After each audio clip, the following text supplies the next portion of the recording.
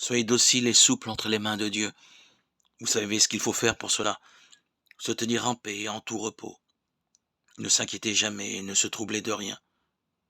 Oubliez le passé, vivre comme s'il n'existait pas d'avenir. Vivre pour Jésus. Dans le moment qu'on vit, ou plutôt vivre comme si l'on n'avait pas de vie en soi. Mais laissez Jésus vivre à son aise. Marchez ainsi en toutes circonstances et toute rencontre, sans crainte et sans souci, comme cela convient aux enfants de Jésus. Ne pensez jamais à soi volontairement. Abandonnez le soin de son âme à Jésus seul. C'est lui qui l'a prise par force, elle lui appartient.